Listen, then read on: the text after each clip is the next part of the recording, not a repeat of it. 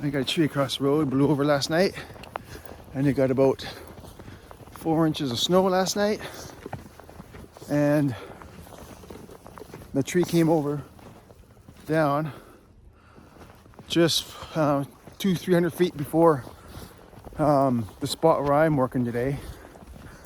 And look at, it's a massive whiteout. No way helicopters getting here if someone gets hurt or someone gets hurt. So I'm just going up to get my saw. There's no saws in the truck that are rigged up. Mine's the closest, it's got a bar on it, so I'll cut that tree off the road, just a small little top. Get that one off the road. Rest guys can drive up, get their gear. And I'm heading home. I was only supposed to do a half a day today anyway, so we had a last minute change of plans last night. So I'm heading home a little early. Here's my saw right here.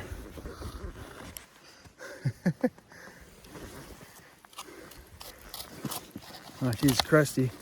Hopefully the pull cord isn't frozen. Where's my belt? It's right here. Underneath all this snow here. I wasn't expecting that. I would have packed it home or packed it to camp there last night if I knew it was going to snow like this. Those guys are just going to go get their saws because the weather forecast is supposed to get stormy and it's probably going to get worse and probably get so bad we can't even drive up here because we got a couple real steep hills here that last time it snowed like a week ago, about 6-8 inches.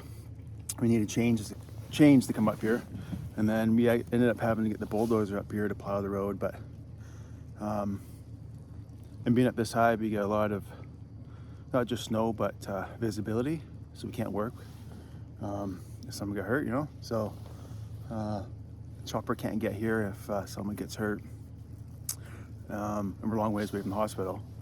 So there's some backup spots apparently that they can go to and keep cutting, so they don't want their saws trapped up here. There's nothing worse than being stuck in camp and having your gear stuck here and you can't go to an alternate. So yeah, so I already got my gear. My gear's already at the road. Those guys are hiking down to their quarter there to grab their saws. Originally I was gonna work for another 2 more days, but plans changed. This job up here I think is starting to wind down. There's not enough room for everyone. Yeah. So anyway, these coats, what I sell,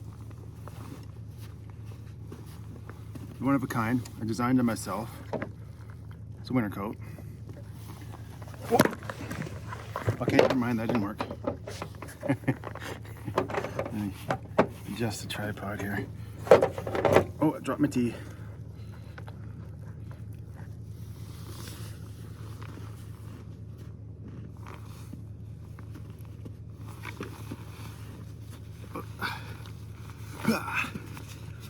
It's even got a head.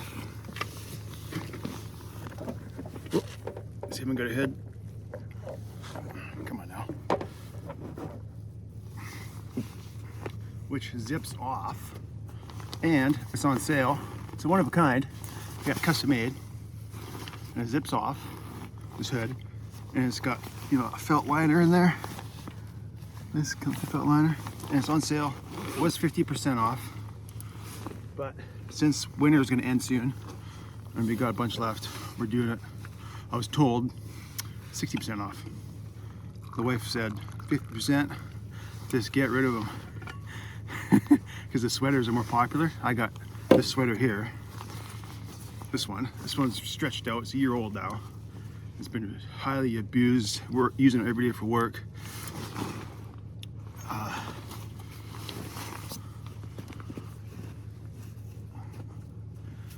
Just about sold out, so I'm not really going to be talking about my sweaters anymore because I'm just about sold out. It won't be until next winter until I get more.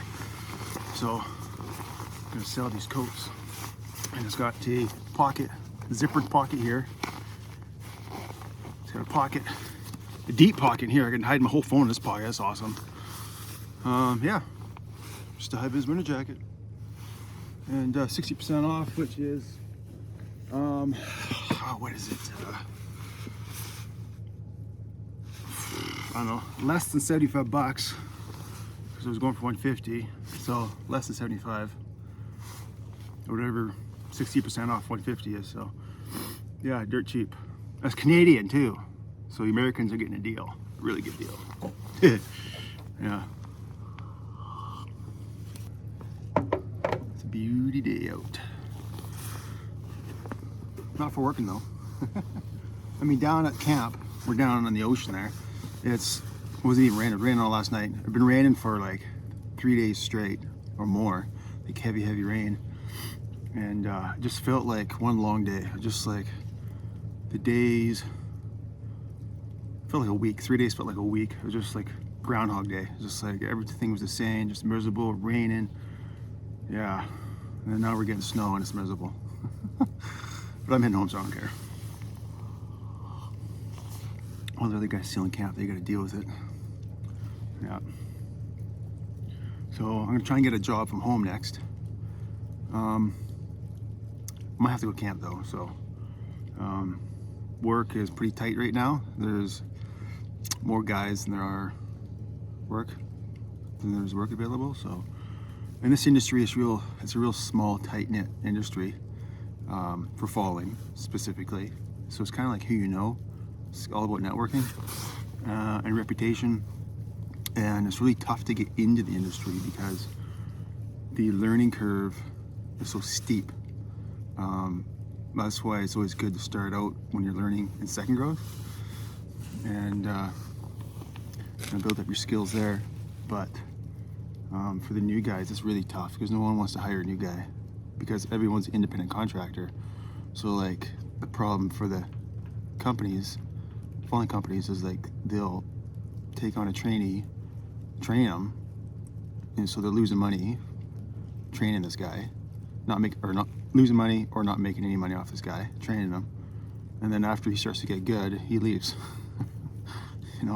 A trainee will go anywhere to get work, but then as soon as he gets good, and now he's good enough, he can get work somewhere else, like maybe closer to home. Then he just quits and works closer to home. So,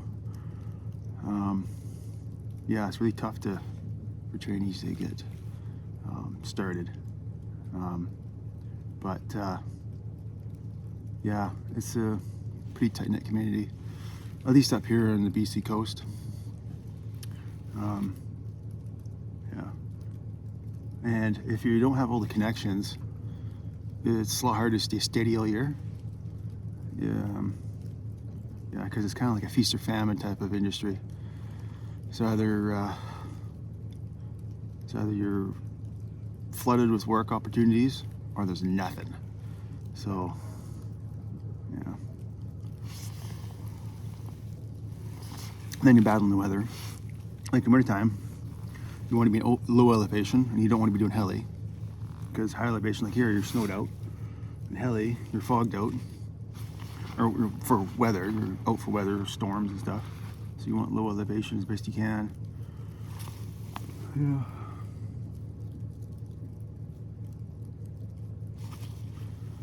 All right. So yeah, woodboss.ca.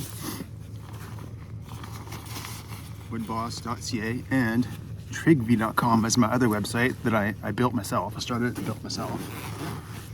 Built it all myself. It's the Forestry forum, job board, and marketplace. The marketplace was like an afterthought. Yeah, it's just a Forestry forum. So, and I think it's way better than anything else out there. I did my research. It's way better than anything else. For one, everything's categorized, right? So kind of like, Facebook groups where you go to like a falling logging page and then you'll see everything, like anything related to logging is on there. Even stuff not related to logging is on there. So mine's all broken down. If you want like just falling, you want just heli logging, just truck driving, like log truck driving, fellow buncher, and everything's categorized so you can find what you want. I had the same thing for arborists work, or I call it urban forestry. And then I got woodwork, sawmill category for like, well, that's kind of like a pretty generalized category because it could be like portable sawmills or like a huge industrial sawmill. I might break that down into smaller subcategories. And then I got mining and prospecting, because I'm going to do a bunch of mining and prospecting trips this summer, and that's what I do for a hobby, you know, that's what I like to do.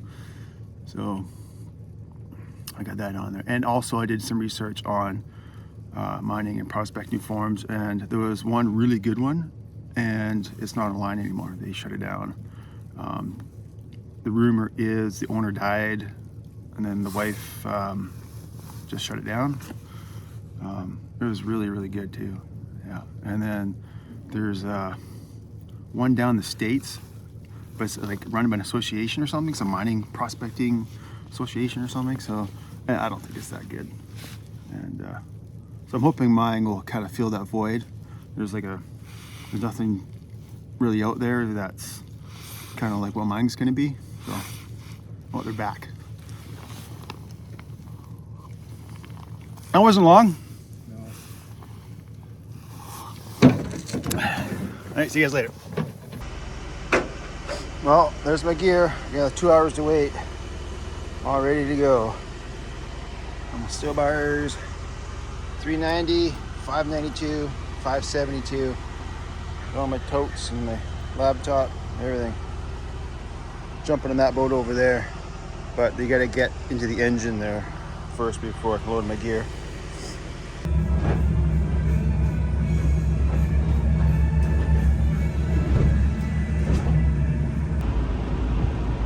Really coming down now. Holy moly. I got like 4 hours or more of driving, probably 5 if I go this slow.